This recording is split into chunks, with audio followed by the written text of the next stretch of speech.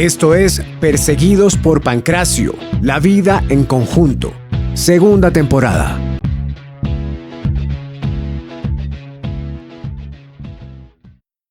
Por ejemplo, nosotros nos subíamos a la tapia ahí al frente de la iglesia. Escuchemos de nuevo al Chapu. Nos subíamos por la parte de atrás del Salón de los Cristales, que había unos huequitos, entonces nosotros ahí escalábamos por los huequitos que, digamos, estaban los ladrillos y rompíamos los ladrillos y hacíamos una escalera ahí para meter los pies y las manos y se llegábamos arriba. Y yo me acuerdo que en esa época Pancracio traía una escalera y se subía ya a eso y nos correteaba por todo eso y así nosotros nos subíamos por un lado, nos bajábamos por el otro y él se quedaba allá arriba y yo los conozco, decía, yo los conozco. Decían, ustedes que son estudiados. Ese era el dicho. Decían, ustedes que son estudiados, nos respetan. El baile del Pancracio, el baile del Pancracio, el baile del Pancracio, perseguidos están. El baile del Pancracio, el baile del Pancracio, el baile del Pancracio, perseguidos están. El baile Pancracio. Desde el siglo XIX, la historia del automóvil es una narrativa de innovación constante hasta la actualidad, reflejando cambios tecnológicos, económicos, sociales y ambientales. En las comunidades de cazadores-recolectores que habitaban las cavernas de ladrillo de Colseguros, sobresalió un vehículo, la van del Topo, la Topovan.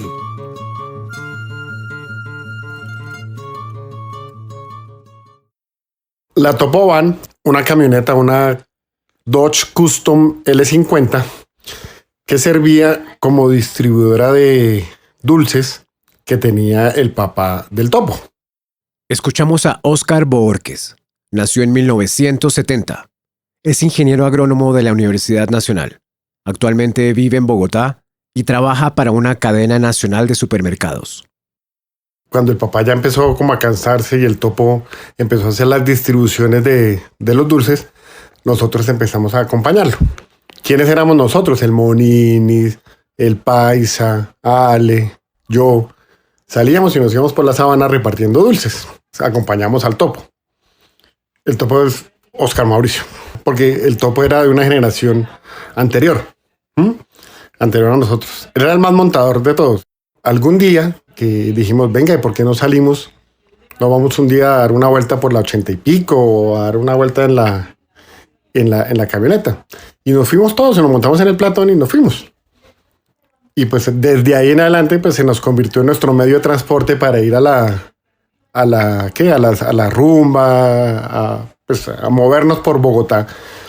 Y pues como era el Topo y era un van, entonces le pusimos la Topovan. Nos movíamos todos los viernes, sábados en esa camioneta. Otra vez, imagínense que el Topo nos dijo que un domingo con lunes festivo, que los domingos jugábamos microfútbol. Entonces nos dijo que vamos para Alpina. Entonces sí, vámonos todos para Alpina. Entonces nos cambiamos, nos pusimos titinos para irnos para Alpina. Y el marica ese, en vez de salir para el norte, salió para el sur y resultamos en Melgar. Resultamos en Melgar, ahí tomando cerveza y ese platón, pues esa cabina llena de latas de cerveza, pues no las botábamos. Y ese día íbamos con William, y Anthony William tenía casa en Icononso.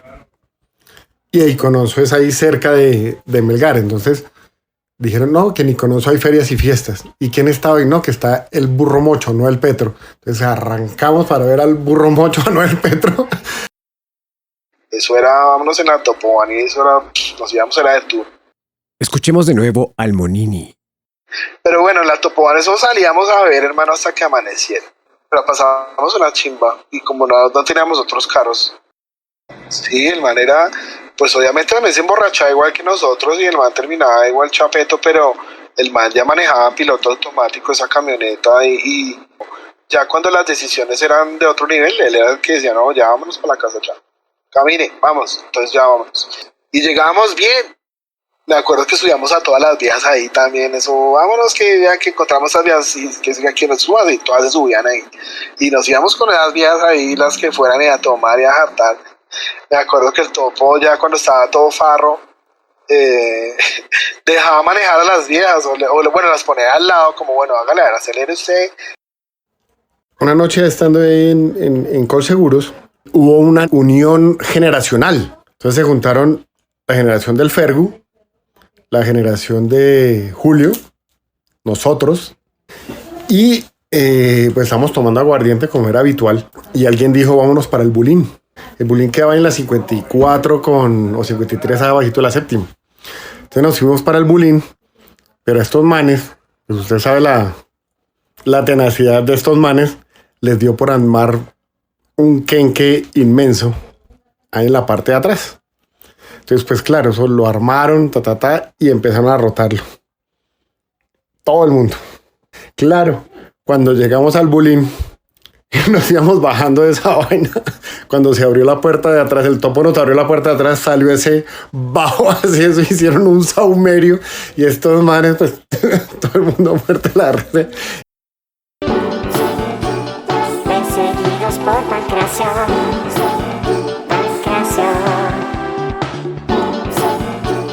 Perseguidos por Pancracio. En la temporada anterior escuchamos al Paisa, a Edison, contando una épica escena antifascista. Escuchemos ahora la versión del Fergu. El show del Fergu. Por ejemplo, hubo una época en que llegaron ¿se acuerdan los skinheads? Esos hijueputas calvos que iban por galerías y por Chapinero, que iban al barrio a montarla. Entonces yo un día organicé al Paisa Edison, que era el más tropelero, porque Edison, usted invitaba a Edison a pelear y él estaba ocupado en otra pelea.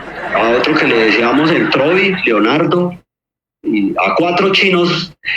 Una noche llegaron los skinheads a montarlas, un calvo que le decían Masacre. Entonces, y esos manes llegaban ahí a montársela, todo el mundo de terror y todo el mundo les comía. Entonces yo me subí al apartamento y bajé un bate de béisbol, 2 cuchillos, un machete. Y entonces le dije a Edison, bueno, usted tenga el machete, al otro le di, no sé qué, al otro le di un cuchillo, al otro también le di un cuchillo, y yo con el bate de béisbol, y nos fuimos para la arenera de allá estaban los skinheads. ¡Acércate, viejo! ¡Acércate! Entonces los frenteamos y les dimos bate y los sacamos a machete, les dimos plan y todo, y esos no volvieron al barrio. Sigamos escuchando más historias de la vida del Fergu. Yo en sano juicio era un caballero, pero yo me emborrachaba y a mí se me entraba el indio, hermano. A mí me gustaba salir a romper semáforos a piedra. Un día yo venía de la Nacional, a mí me daba por meterme por el Parkway. Entonces yo iba por el Parkway y yo me inventé una frase que era famosa allá en Colseguros.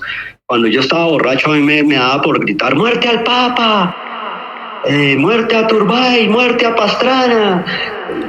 ¡Muerte al Papa! Decía yo. Entonces allá en el barrio hay veces me veían los chinos y me decían ¿qué hubo? ¡Muerte al Papa! Y un día yo iba por el Parkway borracho, frente al Carulla empecé a gritar ¡muerte al Papa! Y allá había un CAI. Entonces yo pasé frente al CAI y estaban los tombos allá. Entonces les dije ¡muerte a Pastrana! Entonces se me vinieron encima y me esposaron, hermano. Y me cogieron y me esposaron a las astas de las banderas que habían en ese CAI y me bañaron con agua fría, hermano. Como a las 3 de la mañana yo ahí cagado el frío y esposado. Como la esposa estaba amarrada, estaba metida en el tubo, entonces yo me subí por el tubo, hasta arriba, por el tubo, y el tubo se dobló, marica. El tubo se dobló y se cayó, y se partió, y me solté, me les escapé con esposas y todo. Entonces eso era lo que a mí me pasaba cuando me emborrachaba. Un día, por ejemplo, a mí me fracturaron un brazo en una pelea allá en el barrio. ¿Se acuerda de Jaime Darío? Era un loco igual a mí. Ese man en una pelea me partió un brazo, hermano. Entonces yo amanecí al otro día en el hospital, amarrado a la cama y con suero y todo. Y yo no me acordaba qué me había pasado. Hasta que me contaron que no, que me había agarrado con Córdoba y que Córdoba me había hecho una llave y me había jodido el brazo. Todas esas cosas fueron las que me hicieron cambiar a mí. Eso se llama, en el argot de los drogadictos, eso se llama fondos. Todos esos fondos fueron los que me hicieron cambiar a mí. Sí, yo toqué fondos, muchos fondos. El show del Fergu. Y entonces yo dije, no, es que mire, vengo a averiguar si yo pasé. Entonces me dijeron, ¿cuál es su código y tal? Yo mostré el papelito, entonces la señorita que me atendió en la ventanilla me dijo, sí señor, usted pasó, lo felicitamos porque usted alcanzó uno de los, está dentro del 10% de los mejores puntajes. ¿De dónde me salió esta pilera? Yo no las creía. Entonces yo decía, pero yo con toda la plata que tengo, yo que voy a entrar a esta universidad de ñeros. ¡Odio ser pobre! ¡Lo odio! Sí, porque se me subió el indio a la cabeza, porque como me ha ganado la lotería. No, pero entonces, claro, resulta que allá cuando entré a yo dije, voy a hacer el primer semestre a ver cómo es esta vaina acá en la Nacional, o si no, yo me paso a los Andes, como tenía billete. Y entonces allá fue donde yo dije, claro, aquí yo me voy a juiciar, aquí en la Nacional. Y no, y fue peor, porque allá en la Nacional, en el famoso jardín de Freud, pues allá yo conseguía perica, marihuana, allá usted conseguía armas, cédulas falsas, usted conseguía hasta prostitutas habían porque tenían las prostitutas abajo en las residencias. Entonces resulta que yo me gradué por amor al arte, porque como para mí el arte fue un salvavidas, entonces yo para tratar de dejar la droga, yo me la pasaba encerrado allá todo el día pintando. Y ahí fue donde yo me autodescubrí como pintor y ahora vivo de la pintura, gracias a Dios. Hacemos una breve pausa y ya regresamos con más historias del Fergu.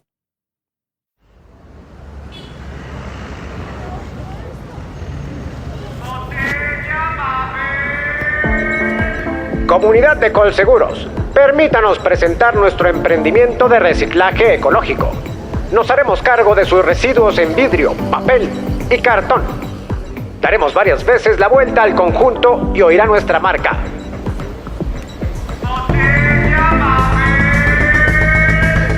Si está encartado con sus botellas y arrumes de papel, nosotros lo desencartaremos. No lo olvide, somos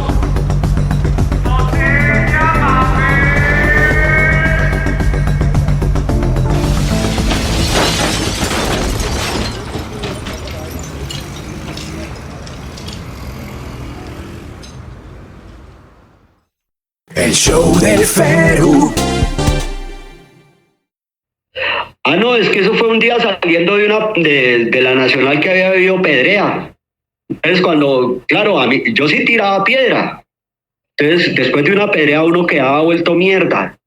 Entonces a la salida de la universidad siempre hacían retenes, los tombos, iban parando al que veían así como mal encarado. Venga usted para acá, ¿y qué papeles y tal? Entonces a mí me pararon. Y que bueno, joven, ¿y que usted por qué está todo manchado? Que mire esas manos y qué tal. Entonces le enseñó a la gente, yo no tiro piedra, yo tiro pincel, por eso es que estoy manchado. Es que yo estudio artes y que no sé qué, y qué tal, y qué tal. Y me soltaron. Pero yo sí había estado echando piedra, yo eché piedra ya. Y yo era el que iba a la olla a comprar el perico y el trago y cada 8 días nos reuníamos en X apartamento, o cuando no había apartamento, pues abajo en la fogata, en la arenera y fogata. Y entonces yo dejé una imagen muy negativa allá porque yo fui un líder negativo. Entonces, pero cuando yo empecé a cambiar, allá gran parte del cambio lo tuve en Colseguros.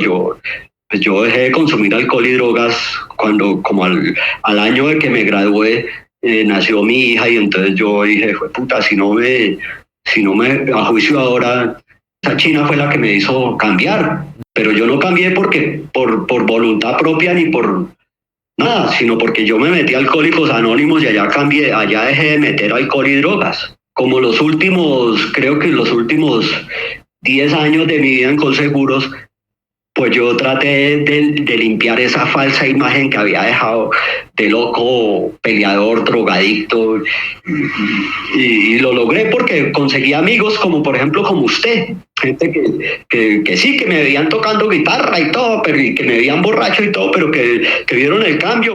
Hasta que un día, por ejemplo, en la junta directiva nos contrató a Pepe y a mí para que hiciéramos un mural a la entrada de la Torre 2. Hicimos un trabajo obregoniano con Pepe.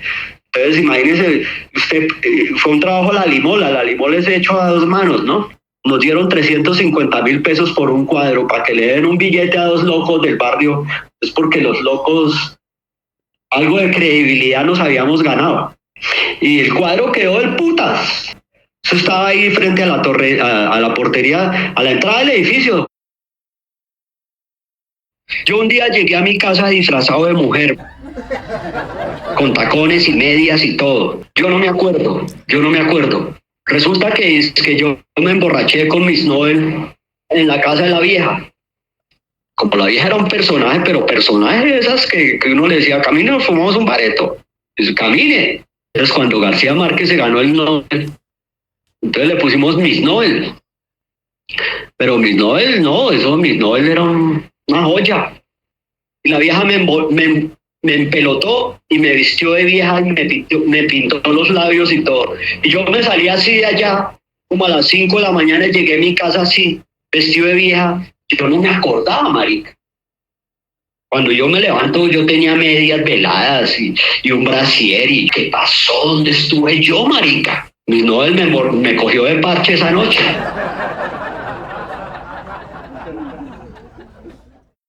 Cuando yo me emborrachaba, se me salía el político. Entonces yo empezaba a hablar de Jorge Eliezer Gaitán y de la izquierda en Colombia y de Jaime. Ay, fuera de eso, como allá vivía Jaime Pardo, yo me emborraché varias veces con Jaime Pardo y Jaime Pardo era un personaje, hermano. Porque en esa época él fue candidato a la presidencia y fue cuando lo asesinaron. Y vivía este otro man que era Álvaro Vázquez, el secretario del Partido Comunista, él también vivía allá. Ese man un día estaba esperando el taxi ahí en la 30 con la esposa, huevón. Esa es otra anécdota que la gente no se acuerda. Y llegaron a matarlo, unos manes en una moto. La esposa sacó el revólver de la cartera y los levantó a plomo.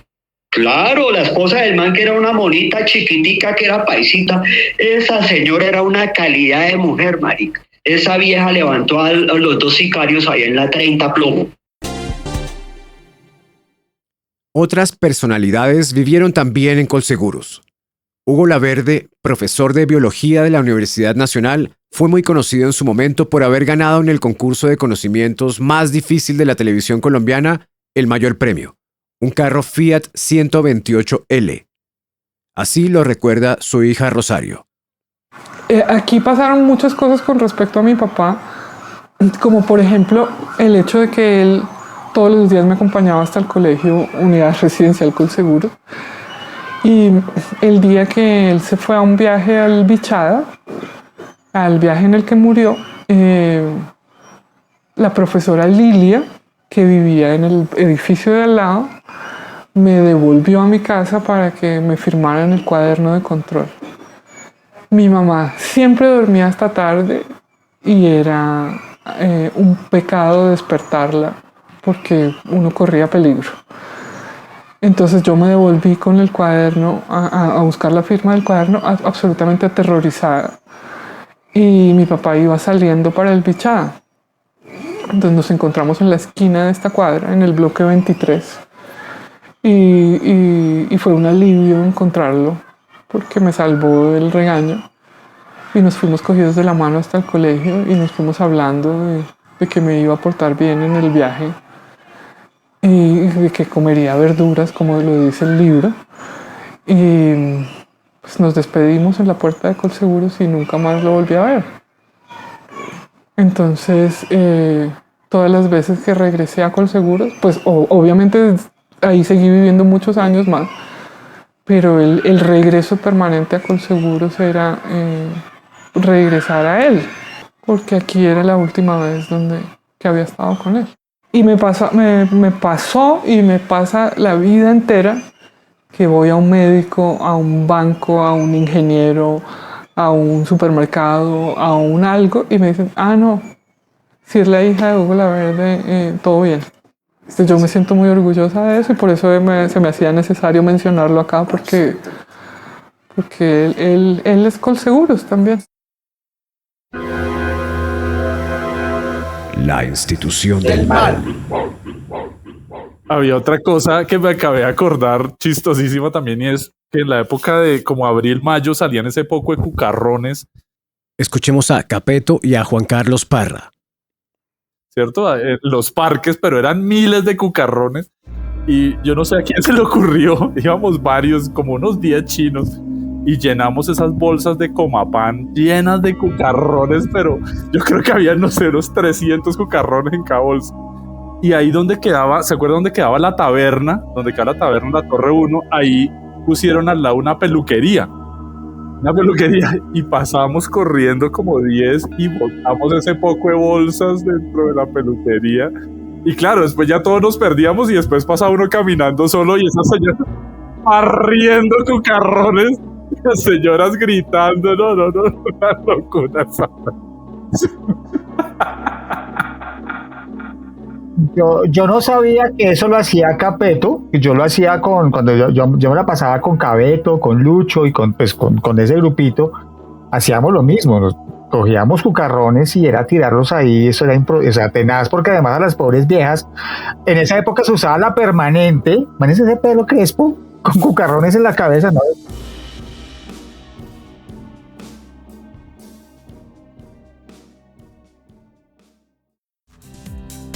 Gracias por escuchar Perseguidos por Pancracio. Si les gusta, pueden compartirlo y ayudarnos en su difusión. Este es un podcast creado por Leonardo Boorques con José Guillermo Díaz. La imagen es de Luisa Mariño. En Instagram nos encuentran también como Perseguidos por Pancracio. Nos escuchamos en el próximo episodio.